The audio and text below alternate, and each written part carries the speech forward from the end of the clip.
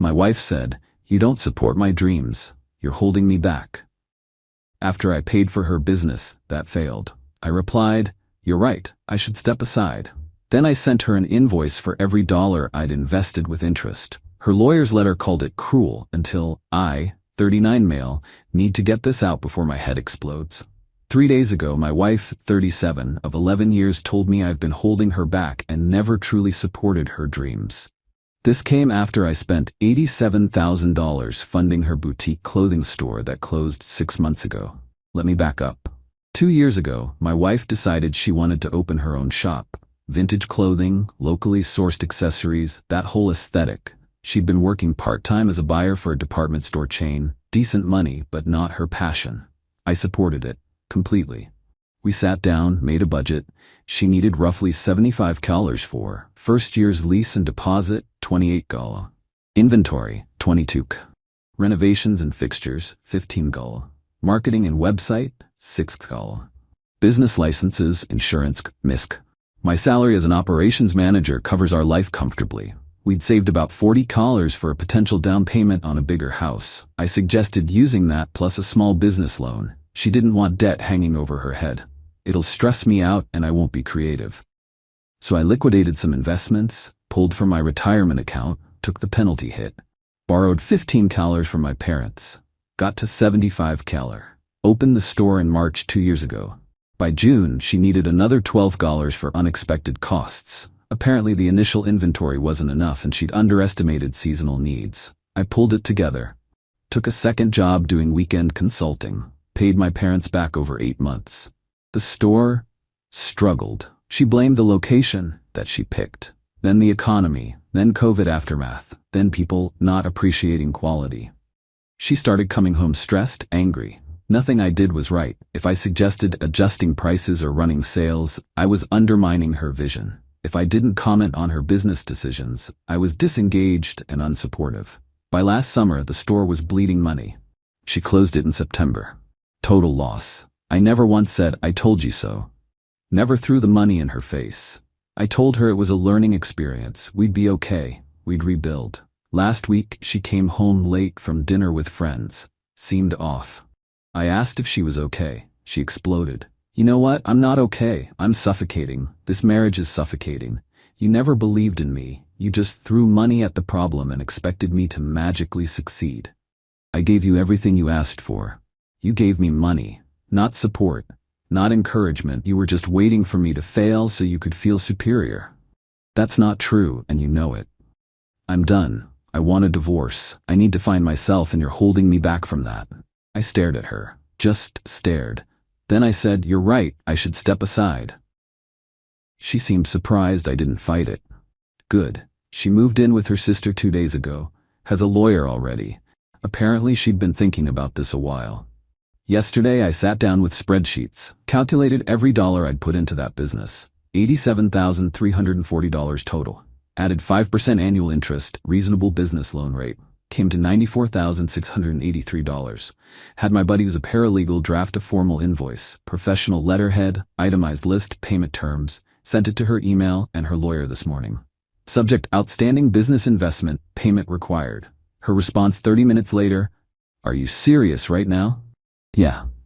Dead serious." Update 1. 5 days later. The fallout's been wild. My wife's lawyer sent a response letter. Called my invoice vindictive, cruel, and not legally enforceable. Claimed the money was a gift between spouses, and I'm trying to financially abuse her during a vulnerable time. My response through my own lawyer: hired the best divorce attorney my budget could afford. Please provide evidence that funds were gifted. Client maintains funds were business investment loans, as contemporaneous text messages will demonstrate. See, here's what her lawyer didn't know. I have texts. Lots of them. When she first asked for the money, her exact words: "I'll pay you back once the store is profitable. I promise. This is an investment in our future." When she needed the additional $12K, "I hate asking for another loan, but I'll make this work. You'll get every penny back plus some when I'm successful." Multiple messages over 2 years referring to the money as a loan, as an investment, as something she'd pay back. My lawyer loved it. Sent copies to her lawyer with a note: Gifts are typically not promised to be repaid. These communications clearly establish expectation of repayment. But it gets better. I started going through old bank statements for my lawyer. Needed to prove exactly what I'd spent. Found something interesting. The business account was in her name only. Her insistence, I need full creative control. But I had access to the statements because they came to our house. Last 8 months before the store closed, $23,000 in business expenses that had nothing to do with business. $4,200 at a spa I'd never heard of. $3,800 at restaurants. We rarely ate out together during this time. $2,100 at a hotel. We never stayed there. $6,500 in cash withdrawals. Various shopping trips at non-business stores. I highlighted every suspicious transaction. Made a separate spreadsheet. Sent it to my lawyer.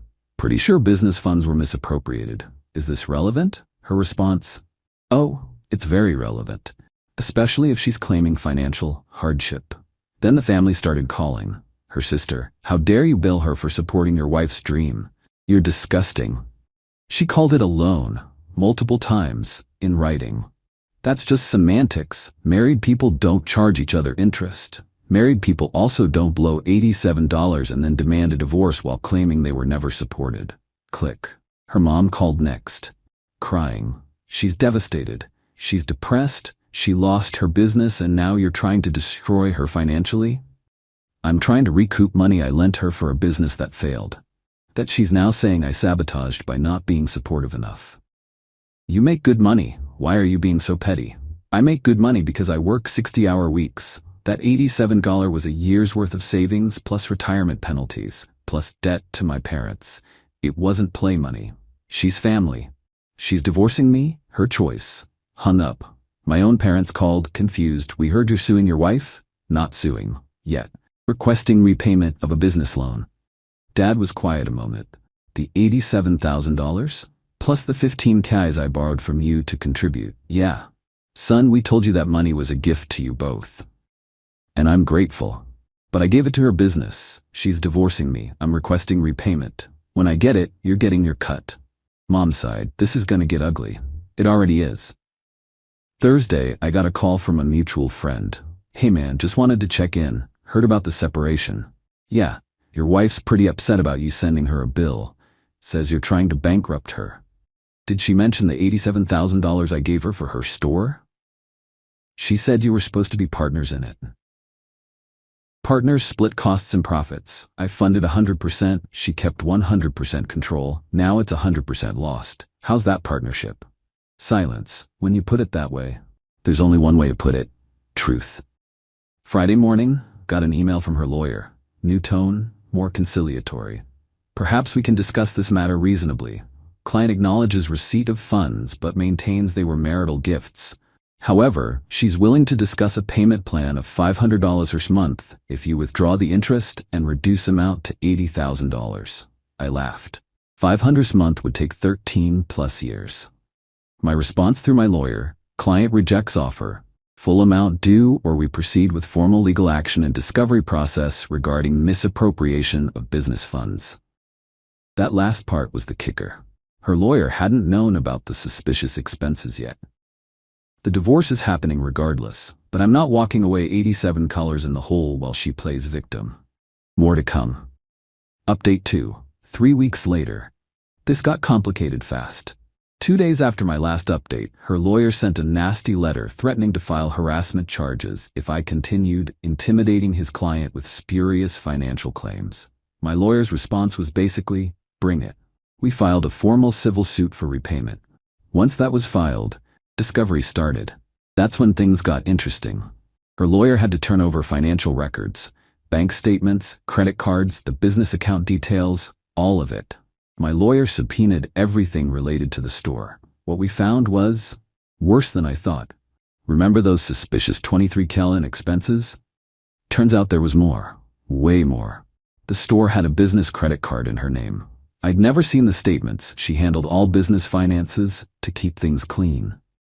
That card had $34,000 in charges over the 2 years. Some legitimate business stuff, but buried in there. $8,900 at luxury hotels, $4,200 in expensive dinners, $3,800 at a jewelry store, $2,100 for concert tickets, various other personal purchases. My lawyer cross-referenced dates with my calendar. Every hotel charge was a weekend I'd been working my second job or visiting my parents. The jewelry wasn't anything I'd ever seen her wear at home. She was living a double life on business money. During a divorce deposition, separate from the civil suit, but happening simultaneously, my lawyer asked pointed questions. Can you explain the charges at hotel in May of last year? That was a business networking event. Overnight. The charges show room service for 2, champagne, late checkout. I brought a colleague. Male or female colleague? Her lawyer objected, but she'd already gone red. The questioning continued. She couldn't explain half the expenses. Claimed she'd needed to maintain appearances for the business, and the hotel stays were mental health breaks from the stress. My lawyer presented the text messages where she'd called the $87 loan, where she'd promised repayment. Her lawyer argued they were taken out of context, that married couples often speak loosely about money. Judge reviewed them, looked at her. These messages are fairly explicit about repayment expectations. Did you intend to repay these funds? I intended for the business to be successful. Then we'd both benefit. That's not what was asked. She got flustered. Started crying. Her lawyer called for a recess. During the break, my lawyer pulled me aside. They're going to settle. This is going badly for them. He was right. Next session, her lawyer proposed, client will repay $45,000 over 5 years at $750 per month. In exchange, plaintiff drops interest claims and investigation into business expenses. My lawyer countered, $70,000 over 3 years at $1,950 a month, or we continue discovery into misappropriation and possible fraud. They tried negotiating down. We wouldn't budge. Finally, $65,000 over 4 years at $1,350 a month. Final offer. I looked at my lawyer. He nodded slightly. This was decent. I'll agree if there's a clause that defaulting on any payment accelerates the full amount due immediately. They agreed. The divorce settlement was separate. That went about as expected. I lost some assets because 11-year marriage. She got her car paid off, thank God, half the furniture, half of our joint savings, about $8 left, spousal support of $1,800 per month for 3 years. Judge determined she needed time to re-establish her career. I kept the house, refinanced to buy out her equity, cost me $90. My retirement accounts, what's left after the business funding. My car, the civil judgment for $65,000. Net result, I'm out about $110,000 total between the business loss, divorce costs, and buying her out of the house. But at least I'm not out the full $180,000 plus it could have been. The kicker came 2 weeks ago. I was having coffee with the mutual friend who'd called before. He seemed uncomfortable. Look, man, I probably shouldn't tell you this. What? Your ex-wife, she's seeing someone. Okay, we're divorced. No, she's been seeing him for a while, since before the separation. My stomach dropped. How long? At least 8 months, maybe longer. It's the guy who did the website for her store. 8 months. That matched up perfectly with when the suspicious expenses started. He knew about the business money? I think so. He helped her with the book sometimes. I called my lawyer. New information? Pretty sure the business expenses were funding an affair. Do you want to reopen discovery? Can I? Civil case is settled. Divorce is finalized. But if you can prove fraud in how she represented the business expenses during divorce proceedings, maybe. It's a long shot and expensive. I thought about it. Thought hard. No, I'm done. I got most of what I wanted. She's legally obligated to pay me back. That's enough. Because here's the thing. I could spend another $20 in legal fees trying to prove she committed fraud. Might win, might not. Either way, I'd be throwing good money after bad. She's stuck paying me $1,350 per month for 4 years while also trying to rebuild her life. The jewelry she bought her boyfriend with my money? The fancy hotels? Gone. Just like her business. Just like our marriage. And I have a legal judgment. If she misses a single payment, I can garnish her wages, put liens on assets, make her life hell. That's victory enough. Final update? 2 months later. It's done. Finally, completely done. The last 2 months have been about rebuilding, not just financially, emotionally. My ex made her first payment, $350, right on time, probably because her lawyer explained what happens if she doesn't. Got confirmation it deposited. Felt nothing. Not satisfaction, not anger, just relief. The divorce being final meant I could finally breathe. No more lawyer emails, no more depositions, no more seeing her face across a conference table trying to cry her way into paying less. Work's been busy. Actually got promoted last month, director of operations. Significant raise. Means I can rebuild savings faster and the spousal support payments sting less. The house feels different now. Cleaned out all her stuff. She took forever to pick up the last boxes. Repainted the bedroom. Replaced the couch she took. It's mine now. Completely mine. My parents were relieved when everything settled. Dad told me he was proud I handled it smart, not emotional. Mom just hugged me and said I deserved better. They're not wrong. Found out more about the boyfriend situation through the grapevine. Apparently, they're living together now. She moved in with him 2 weeks after the divorce finalized. The mutual friends who initially sided with her, most have gone quiet. Couple of them apologized once they learned the full story. One guy said, "Man, I had no idea she'd been using business money like that. That's messed up." Yeah, it was. Her sister still won't talk to me. Her mom sent one email, "I hope you're happy now." I didn't respond. Not worth it. The business debt repayment is automatic withdrawal from her account. Set it up through the court means I don't have to interact with her at all. $1,350 shows up in my account on the 15th of every month. I put it straight into rebuilding my retirement fund. At this rate, I'll have recovered most of the financial hit by my mid-40s. Not ideal, but manageable. Been on a few dates, nothing serious yet. Hard to trust after everything. But I'm working on it. Therapist says that's normal, that I need time to process the betrayal. Because that's what it was, betrayal. Not just the cheating, though that stung when I confirmed it, but the lying about the money. The manipulation, the gaslighting about me not being supportive when I'd literally funded her entire dream.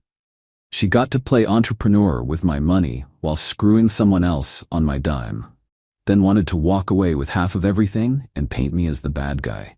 Instead, she's legally obligated to pay me back for 4 years, lost most of her friend group, and has to explain to every future partner why she has a court-ordered debt to her ex-husband.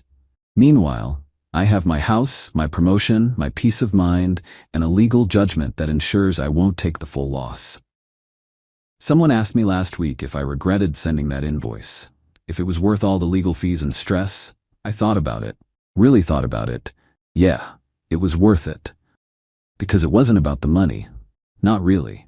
It was about refusing to be gaslit, refusing to accept being blamed for her failures, refusing to finance her affair and then walk away with nothing but the privilege of having supported her dreams. She made choices. Choices to lie, to cheat, to steal from the business, to blame me for everything.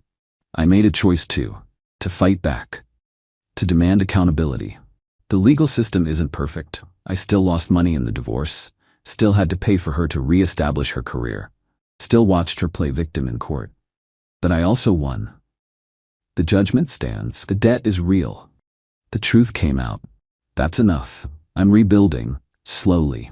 The retirement account is recovering. The house is mine. The promotion means more financial security. The therapy is helping.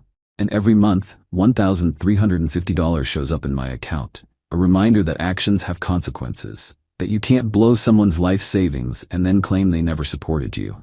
That courts do sometimes recognize reality over performance. My ex wanted her dreams funded with my money and my freedom to walk away when they failed. She got the first part, lost the second, and now she's paying for it. Literally. Sometimes justice isn't about winning everything. It's about not losing everything, about drawing a line and saying, this far, no further. I drew that line with an invoice, best $94,683 bill I ever sent.